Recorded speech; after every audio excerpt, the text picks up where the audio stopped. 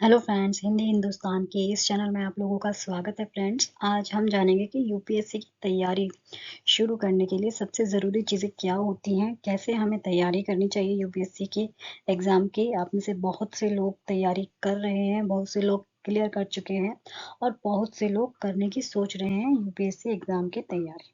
तो उनके लिए ये वीडियो यूज़फुल होने वाली है फ्रेंड्स। तो चलिए शुरू करते हैं। ज़रूरी चीज़ें क्या है इसमें, आप परीक्षा के पैटर्न और सिलेबस को अच्छे से समझें। ठीक है, जो भी परीक्षा का पैटर्न है और उसका क्या सिलेबस है, पहले उसको जानना बहुत ज़रूरी है। तभी आप उसके लिए एक स्टडी प्लान बना सकते हैं। और मेन चीज़ है अनुशासन, यानी कि डिसिप्लिन। किसी भी चीज़ के लिए हमें डिसिप्लिन होना बहुत ज़रूरी है। बिना डिसिप्लिन के, बिना कंसिस्टेंसी के हम कोई भी चीज़ या कोई भी लक्ष्य अचीव नहीं कर सकते। तो फ्रेंड्स, सबसे पहले आप अपने माइंड में बताइए कि हमें अनुशासन यानी कि अनुशासित होना है, हमें डिसिप्लिन में उस चीज़ को करना है और कंसिस्टेंसी यानी कि लगातार करना है। ठीक है, तो यूपीएससी तैयारी का स्टेप बाय स्टेप गाइड क्या है, परीक्षा को समझें। ठीक है, पहले आपको प्रीवियस एग्जाम्स जो हुए हैं उनको देखिए, उनके क्या क्वेश्चंस आंसर हैं पूछे गए हैं, क्या सिलेबस है, कैसे एग्ज़ाम आते हैं, कितने स्टेप्स होते हैं, कितने चरण होते हैं एग्ज़ाम्स के। तो पहला है प्रीलिम्स, यानी कि ऑब्जेक्टिव एमसीक्यू, यानी कि ऑब्जेक्टिव टाइप्स के क्वेश्चंस आते हैं, टिक मार्क करने होते हैं। ठीक, प्रीलिम्स होता है पहले। उसके बाद होता है मेंस, यानी कि डिस्क्रिप्टिव आंसर्स देने होते हैं, यानी कि इसमें डिटेल में आपको समझाना होता है। ठीक है, प्रीलिम्स मेन, उसके बाद होता है इंटरव्यू। इंटरव्यू में पर्सनैलिटी टेस्ट होता है बेसिकली। तो ये सारी 3 चीज़ें हमें एग्ज़ाम के लिए, यूपीएससी एग्ज़ाम के लिए तैयार करनी होती हैं। ठीक है, फर्स्ट में ऑब्जेक्टिव टाइप के क्वेश्चंस पूछे जाते हैं, मेंस में डिस्क्रिप्टिव क्वेश्चंस होते हैं और इंटरव्यू में आपकी पर्सनैलिटी के बेसिस पर क्वेश्चंस होते हैं। सिलेबस, जिसका जो सिलेबस होता है वो बहुत बड़ा होता है। ठीक है, बड़ा कहने का मतलब ये आप 1-2 महीने में ये कवर नहीं कर सकते, तो इसके लिए लोग सालों-सालों की मेहनत करते हैं। तो अगर आप अच्छे से प्लान बनाएँगे, अच्छे से अपनी स्टडी प्लान उसको अच्छे से कंसिस्टेंटली आप बनाए रखेंगे, अनुशासन मतलब कि डिसिप्लिन में आप काम करेंगे, तो डेफ़िनिटली आप 1 साल के अंदर इसको क्रैक कर सकते हो।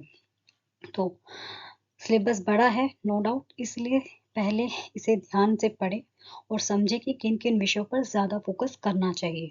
आप प्रीवियस ईयर के क्वेश्चंस पेपर देखेंगे तो उसमें किससे रिलेटेड क्या-क्या पूछा गया है, ज़्यादातर किस तरीके के क्वेश्चन आए हुए हैं, इस पर आप फ़ोकस करेंगे तो आपको जानने में आसानी होगी।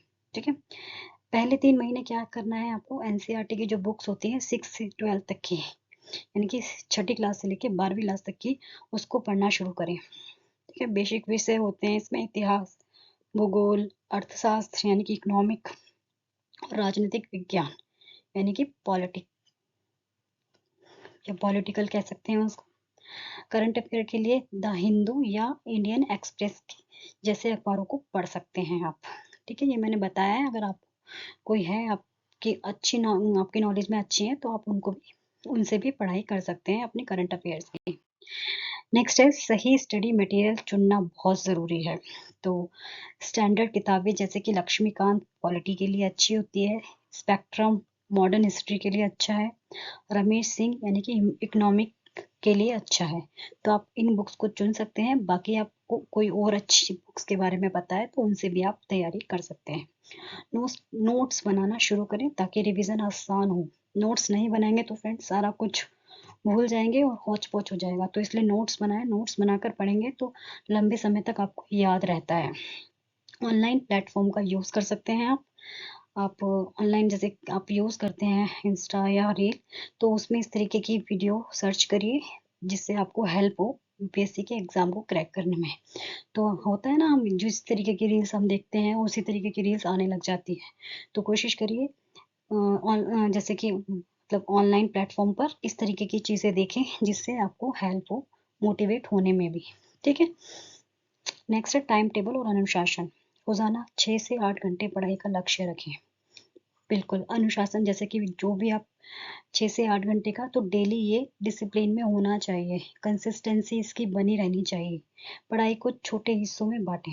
ठीक है, एक साथ सारी चीज़ें ना पढ़ें, यानी कि सब्जेक्ट्स जो होते हैं हमारे एनसीईआरटी स्टैंडर्ड बुक से आप उसकी तैयारी करें। सुबह के टाइम जो स्टैटिक्स सब्जेक्ट्स होते हैं उनको पढ़ें। दोपहर में करंट अफेयर्स पढ़ सकते हैं।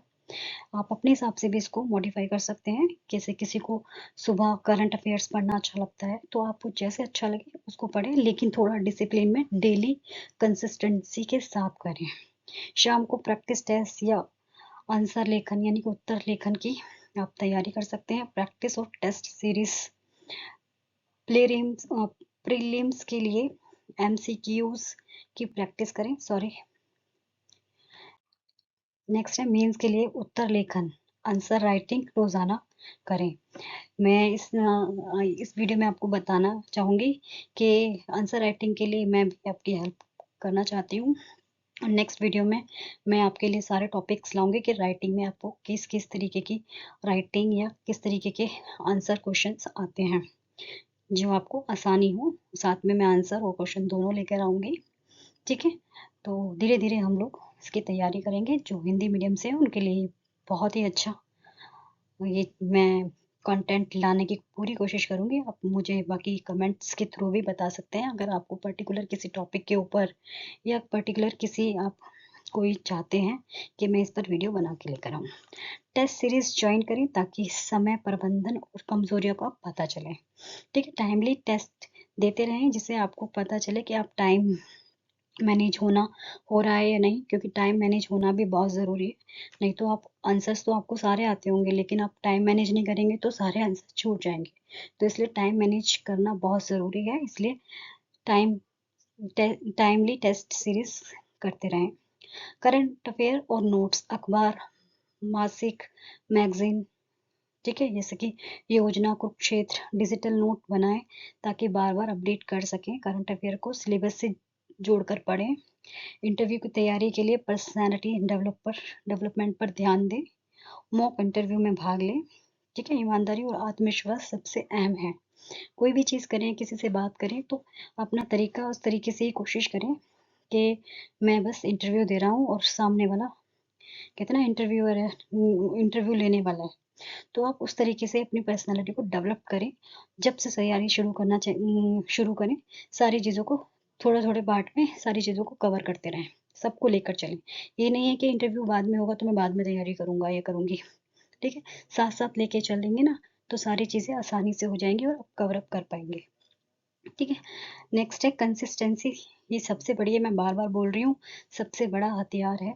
सोशल मीडिया और डिस्ट्रैक्शन से दूरी बनाएँ। अगर आप मतलब आप बार-बार सोशल मीडिया पे आ रहे हो तो फालतू की चीज़ें देखने के बजाय अपने टॉपिक से रिलेटेड या अपने सब्जेक्ट से रिलेटेड ही तैयारी करें या ऐसे ही रील्स देखें।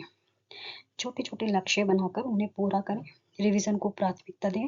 बिना रिवीजन के तैयारी अधूरी होती है, इसलिए बिना रिवीजन के आप नहीं कर पाओगे। इसलिए रिवीजन साथ-साथ रिवीजन भी करते रहें। तो आई होप आपके लिए ये वीडियो यूज़फुल होगी फ्रेंड्स। इस यूपीएससी की आप जो भी तैयारी कर रहे हैं तो प्लीज़ आपको जो भी हेल्प चाहिए, आपको नोट्स चाहिए या कोई आप पर्टिकुलर किसी टॉपिक पर चाहते हैं कि मैं आपको समझाऊँ या लेकर आऊँ कोई वीडियो, तो प्लीज़ मुझे कमेंट बॉक्स के थ्रू आप बता सकते हैं। आई होप आपके लिए ये वीडियो यूज़फुल होगी। Thank you friends, bye bye, take care.